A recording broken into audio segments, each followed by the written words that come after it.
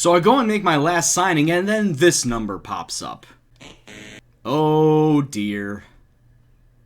What's going on, guys? It's Gendo here. Hope you're having a good day, and welcome back to another episode of the world's first. If you're still enjoying the series, please go and hit that like button. Now, today is our first match in League One. It just so happens we're going to be taking on Preston North End away from home, but of course, before we get to that, we must address this. Sheffield are under a transfer embargo just because I saw the wage bill for next season and I got big stupid bug eyes and made stupid spendings trying to get the best players available instead of making the smart choice and just paid stupid contracts for players. And now as it stands, I am, was it 6,000? It says I'm 6,000 over my wage bill for the financial fair play. Basically means I just need to sell off one player. I'm looking to try and sell off two people to get well under that bill, but as it stands, we're in some trouble. So right off the bat, there were 4 players that I was not going to sign for next season because they were of low quality to begin with for League 2, didn't use them all that much, and I knew once I got into League 1, they would be completely worthless. So let's go down the list of the 4, most of them along the back line as well, and that was definitely the spot that I needed to strengthen during this offseason. Firstly, Declan Jones, he was on non-contract. As you can see, he was always going to be the worst choice right back out there, so get him off my team. Scott Duxbury, you were good in the Vanarama leagues, but once you got into League 2, you started to turn sour. Get off my team. Andrew Stott, talk about a good player gone bad, just completely had no disregard for the law, kept getting the yellow and the red cards, and ultimately did not live up to expectations. Get off my team. And finally, Andre Jones, another player who was exceptional in the Vanarama leagues, but once he got up into League 2, just did not perform at all. He kept bitching for first team football and just was not going to come to him because there were better options out there. So Andre, get off my team. And then we come to the issue where I needed to sell a player or two away just to get under that financial fair play border, and it just so happened Scott Hoes was on the chopping block. He was decent enough for Vanarama National and League 2, but the talent was diminishing as soon as we got into League 1. He was never going to be first choice left back, so off he goes. I sold him on a free to Newport, dumping his contract onto them, and we are now once again back below that financial fair play border. And just like that, with the confirmation of how is being sold, the transfer embargo has been lifted, but we are still hovering right at that line. Like I said, need to make one more selling at the very least in order to bring it down even further. And now let's take a look at the ins, and all of them are on free transfers, and I have enough strikers as it is, so let's get another one. Stuart Rennie is coming in from Doncaster Rovers. Yes, I'm paying him a little bit more than I should, £34,000 for the year, but he was an exceptional striker at Doncaster, just did not fit in with their style, and then once they started buying more strikers, he was the first on the chopping block to go. So I picked him up. He's only 24 years old, but I feel he has some exceptional talent about him. 16 finishing, decent in the pace, 13 acceleration. He could work on his vision. That is the only downfall we'll see as the season goes on. The first new addition to my back line is Liam Angel. 25-year-old Welshman is coming in on a free from Bradford City, and to be quite honest with you, he looks fairly solid for a League 1/League 2 type of player. 13 marking, 12 tackling, 13 positioning. His physicals are good, his mentals are okay. I feel like he is going to be rotating in and out, but we'll see where everything goes. We'll see where everything lies during the season to see if he can prove that he will always be a starting center back. Next up, it's another center back, and I feel like this one is more of a rotation instead of a starting option. Tom Beedling, a 28-year-old Australian coming in from Crawley Town. You take a look at some of his stats and you'll say, okay, he looks a little like Liam Angel, except in one small part, he's a little less physical and a little less strong defensively, but that's okay. I'm just looking for backup. We no longer have Declan Jones, and more than likely Ben Hutton is on his way out as well, which means Noah Baba is going to be our only primary right back, which means I need to go out and get another one. Kewan Marsh Brown, a 25-year-old Antiguan who was out on the streets before this season. He didn't really get a team last season, so hopefully that didn't dig into his physical too much. But as you can see, he looks fairly solid as a right back for this level, if not for a League 2 level. 12 marking, 11 tackling, 12 positioning, decent physical, decent speed. He's okay mentally as well, and I feel like he is going to be primarily a backup, and a solid backup at that, to Noah Baba. Alright, now we're getting into some meaty signings. Here we go. 26-year-old Ali Bassett is coming in from Coventry. He is a center mid, mid, not a very tall center mid, but I look at some of his stats and I feel like he is going to be the engine in the middle of the park to help get the ball from the back to the front up to the playmakers, as well as make some plays himself, to be quite honest with you. He's got some good technical skills about him. He's got a great head on his shoulders. He is lacking a little physically, but I do like his pace, 12 there with 13 acceleration. He is a very solid pickup, and I expect some good things out of him. And now we come to the most expensive signing of the summer, and this is probably where the financial fair play officer said, Mr. Gendo, you should probably stop spending your money.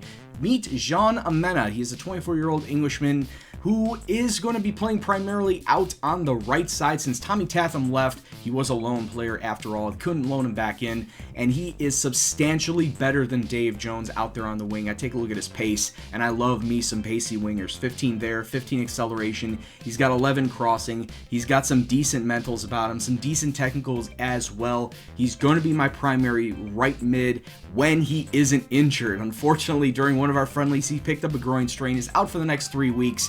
But, like I said, he will be the starting right mid, once he gets off of injury. And then finally, to round out my all-new back line, since Howes and Scott Duxbury are leaving, Jack Sr. is coming in from AFC Wimbledon to fill in that left back role. He's 27 years old, he's an Englishman, and to be quite honest with you, all his stats look like a fairly decent player for this level. 12 marking, 11 tackling, 10 position. He's got decent legs about him, he's got a good head on his shoulders. And to be quite honest with you, that's all I'm looking for out of this entire group. Just be good enough to stay in League One, consolidate, get the money for the positioning, and then build upon the squad even further for next season. And with all these players that I brought in, I feel like I can do that job. So let's just take a look at the expectations around the league and see what the board expect us to do. In League One, the board expect us to bravely fight off relegation. Bullshit, I'm looking to try and get mid-table. Like I said, stay in the league for one season, get the money, and then build upon that. In the FA Cup, reach the 4th qualifying round, which in essence, we're already past that since we're in the first round to start. In the Capital One Cup, reach the first round. That's exactly where we are, as we are facing Leeds in the very first round of the Capital One Cup. And then Johnstone's Paint Trophy, reach the second round, which is exactly where we start in that competition to begin with. So for 2 competitions, in fact 3 competitions right off the bat, we meet the board's expectations. All we need to do now is just stay up in League One. And I'd absolutely love it if the media got off my back saying that we'd finish dead last. Look at that, not even close to Hartlepool. 300 to 1. Well, time to prove the media wrong, shall we? It's going to be a battle of 4-4-2s today as we travel to Deepdale to face off against Preston, and this is the lineup that we're going to use. McCullough and Net, Baba, Beedling, Angel, and Senior along the back line, with Jones, Gallagher, Bassett, and Sam Kelly sitting along the middle. Our 2 strikers up front, Anthony Steer and Rob Foster. Like I said before, Amena is out injured with his little groin strain, but the big one that hits on the very last friendly, Jack Steele, my left winger, is going to be out 2 to 3 months with a hip injury. It would have been 4 to 5 if I didn't send him to a specialist. I know that costs a little bit of money, but I need him back as soon as possible. I can't just have Sam Kelly sitting out there. What if he gets injured as well? I can always go to the 4-3-3, but let's be honest, I didn't build my team around a 4-3-3 anymore. I decided to go all in with 4-4-2, and I want to try and make that work. So cross fingers, hopefully that does work. But first game of the season, win, lose, or draw, doesn't matter to me. It's only the first game. Let's kick off and see what happens. So it appears Jack Sr. needs a number, and, well, let's give him number 2. It is a historic day for Sheffield as we take on our first team in League One. Free kick for Preston. It's coming inside. It falls. It's a new team, but they still gave up the same shit penalties. Not even 9 minutes into the first match in League One, and my new signing, Tom Beedling, gives away a penalty kick. Preston steps up, fires into the left, and it's 1-0 to Preston. I mean, I hope this is not going to be a common occurrence and a common theme throughout the season. Preston with the ball again, Pressland, trying to bring it up inside to McKay. Takes a shot, and it's over the bar. And Preston doing very well with their passing. Oh, what a laser from McKay. Fortunately, a save from McCullough. What's 11 there? That's Rob Foster. Rob Foster really should have done enough to come up and get that ball instead of sit in the center circle. Preston coming up the wings, exactly what we should be doing when we're on the attack. Ball coming inside, it bounces off the crossbar, the goalkeeper's down, doesn't know what the hell's going on, and Preston, just like that, make it 2-0. I swear, it's like I didn't make any changes at all on my back line. They are just committing the same stupid mistakes over and over again. It's halftime, and I take a look at all of the halftime ratings, and I see the majority of them are along the back line. The majority of the poor ones are back there. Beedling, Angel, Senior, no higher than a 6'5", but then you take a look at No Baba. He's got a 6'9", but he's got a yellow card on him, so that makes it just as bad.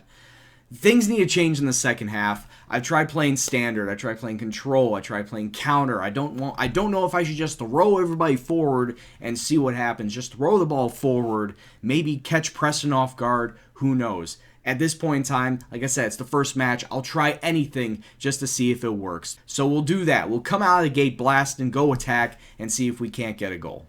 Here we go. Now 53 minutes just about on the clock, and we actually had a little bit of an attacking movement, something that I can actually be proud about from this team. Kelly out on the wing. He does have a couple of red shirts in the box. If he would have just put in a cross, we could have gotten something out of it. Preston with another attack. I mean, it's just never ending at this point in time. McKay taking a shot, save again by McCullough, even though it was going wide, still tipping it around the post.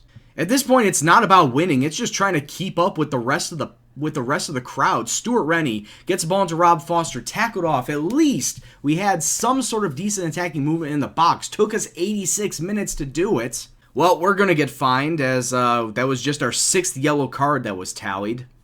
So great. Welcome to League One. Well, here's your ceremonial ass kicking. You're going to get fined because you just racked up 6 yellow cards. And you better pray to whatever God you pray to that you stay alive in League One, because this is probably what's going to happen to us for the majority of the season. In fact, I'm starting to get prepared for it. If this match was any indication of how this season's going to go, it's going to be a long season. It's okay. Like I said, it's okay. It's just one match. It's just the first match of the season. We got 45 more to go, plus all the cups. It's just one match. Take it in stride and build upon it. So with that said, let's take a look at the schedule and see when we'll be coming back next. So taking a look at what's ahead, of course, Leeds in the Capital One Cup first round next. You figure that's going to be a loss. But then, taking a look down the road, there's also some difficult matches in there as well. You got Birmingham, you got Bradford, you got Coventry, Middlesbrough. I think, looking down the line, we got 7 or 8 matches in here. And then we'll double IVCOM versus Oxford United. Oxford City are in a different team. And Colchester. We'll come back versus those two, and we will see how we do in those matches. Actually, see how we do leading up to those 2 matches.